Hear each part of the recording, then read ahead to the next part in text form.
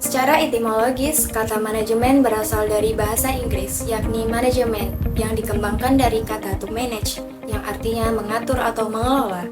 Kata manage itu sendiri berasal dari bahasa Italia, managio yang diadopsi dari bahasa Latin managiare yang berasal dari kata manus, yang artinya tangan. Sedangkan secara terminologi terdapat banyak definisi yang dikemukakan oleh banyak ahli.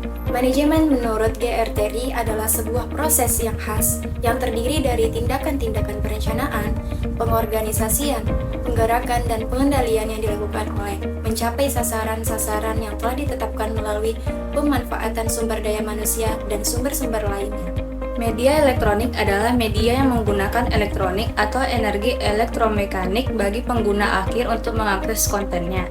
Istilah ini merupakan kontras dari media statis atau terutama media cetak yang meskipun sering dihasilkan secara elektronis tetapi tidak membutuhkan elektronik untuk diakses oleh pengguna akhir.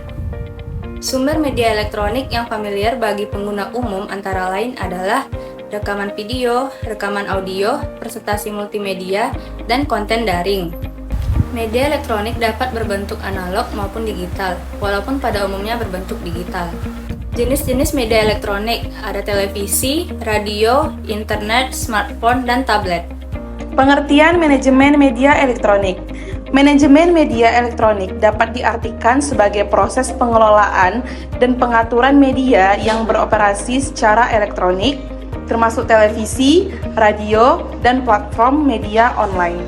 Dalam konteks ini, media elektronik mencakup semua bentuk media yang disajikan dalam format digital seperti situs berita, majalah online, dan konten multimedia lainnya yang tersedia di internet. Perencanaan atau planning. Fungsi perencanaan dalam manajemen media elektronik melibatkan penetapan, tujuan, dan strategi untuk konten yang telah disajikan. B. Pengorganisasian atau organizing. Pengorganisasian mencakup pembentukan struktur tim yang akan mengelola berbagai aspek dari media elektronik. Tim ini biasanya terdiri dari tim redaksi, tim pemasaran, dan tim teknologi informasi. C. Pelaksanaan atau actuating. Fungsi ini berkaitan dengan pelaksanaan rencana yang telah disusun. D. Pengawasan atau controlling. Pengawasan melibatkan pemantauan kinerja media elektronik untuk memastikan bahwa standar kualitas tercapai. E. Pemasaran atau marketing. Pemasaran adalah fungsi penting dalam manajemen media elektronik yang bertujuan untuk mempromosikan konten melalui berbagai saluran digital. F. Desain. Desain mencakup pengelolaan tampilan dan pengalaman pengguna dari platform digital. Selanjutnya, di sini saya akan menjelaskan mengenai tantangan dan peluang manajemen media elektronik.